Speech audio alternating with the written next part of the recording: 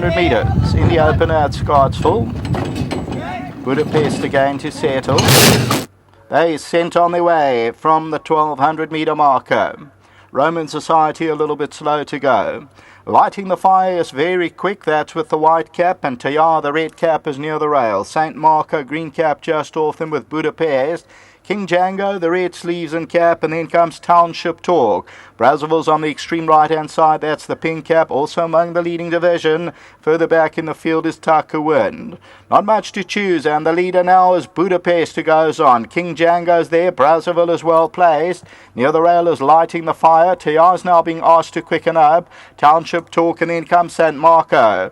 It's Budapest still the leader. Lighting the Fire is the one sneaking through down the inside. Tayar comes under pressure. Brazzaville's also going to have to run on, and behind that one, King Django comes down to Budapest, but Lighting the Fire is the one to beat, and St. Marco's running on. Lighting the Fire, Budapest, St. Marco on the outside, and it's Lighting the Fire, just the leader, and St. Marco's going to make a big race of it. Budapest had to check over the last 100, and now coming on well is St. Marco though, and it's St. Marco and Lighting the Fire. I think St. Marco got up. St. Marco from Lighting the Fire back in that second position, but we'll go back to that slow-mo replay.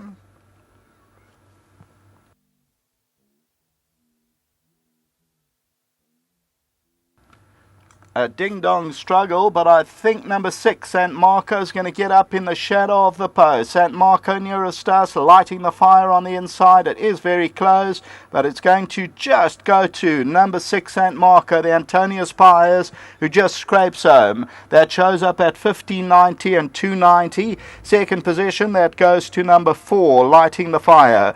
Budapest runs into their third position, a well-beaten third, number 2, but showed all the pace. Then Township Talk. On the inside, it looks like King Django, then Brazzaville.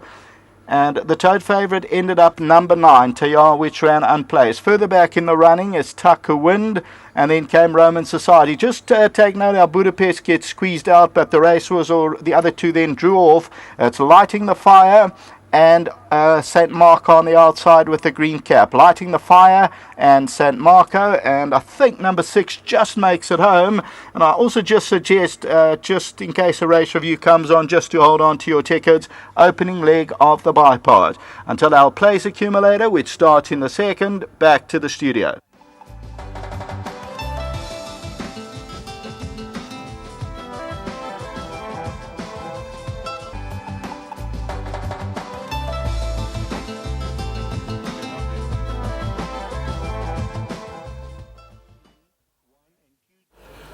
Nice result here for trainer Gard Puller on St. Marco, the son of Antonius Pius. And 200,000 Rand purchase at the Cape Premier Yearling Sale 2014. The dam won 4 races from a mile to 2,400. So Gard will touch on it. This horse looking for a bit further, but came to win a very good race. Gard, I just missed you in the ring, but you're just telling me off air that he's a nice type that will improve with racing. Yeah, look, we haven't stepped on him he showed the promise. He's the first juvenile that we're running. We wanted a guideline for our other horses. There's some nice horses in the race, but obviously a lot of them needing runs. And he's a horse that'll come on. I think his win was full of merit. He's never been here. He tacked onto the favourite's tail, and I could see about halfway through the race that he had a bit of running in him, and if he wasn't going to be too green, he would probably come through and be in the first 3. That's how I saw it, and good luck to Albert and Joanne.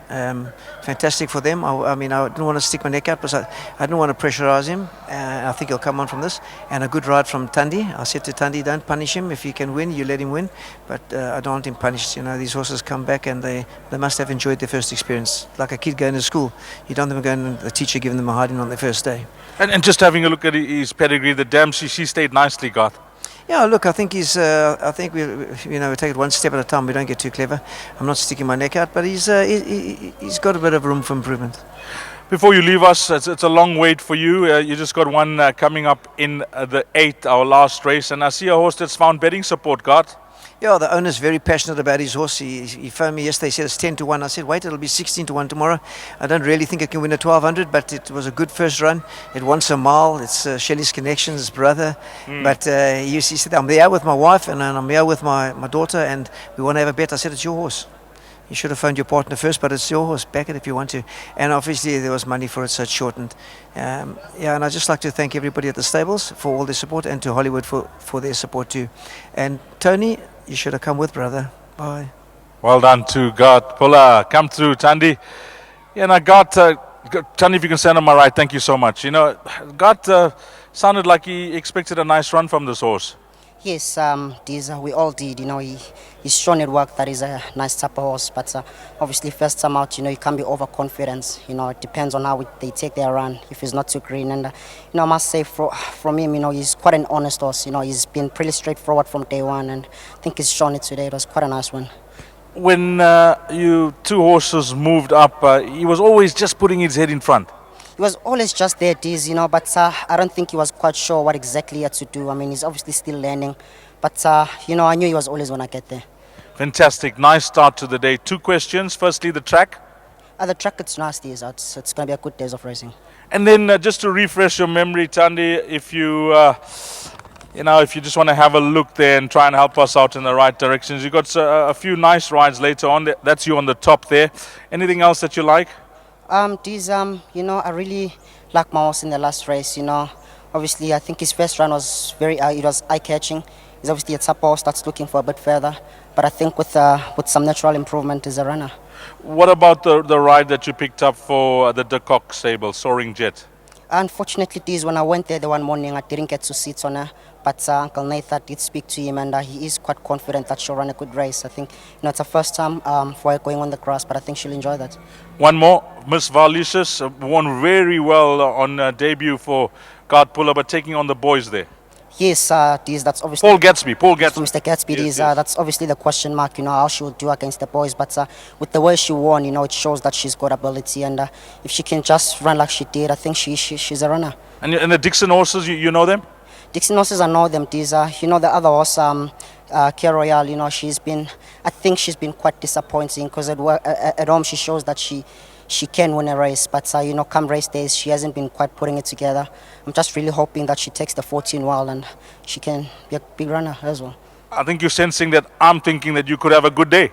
Yes, I am, Diz. You know, we are hoping, you know, I've got some competitive rides and let's hope I can crack another one. Well, all the best for the rest of the afternoon. Thanks for your feedback. Thank you very much, and a big thank you to Mr. Research as well.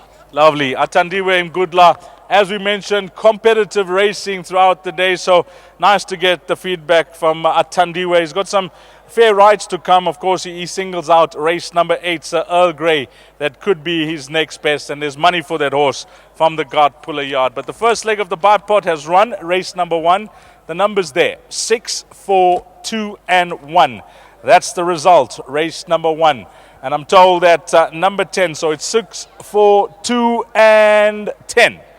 6, 4, 2, and 10. That's the result, race number 1. Race number 2 coming up next will be the start of the place accumulator.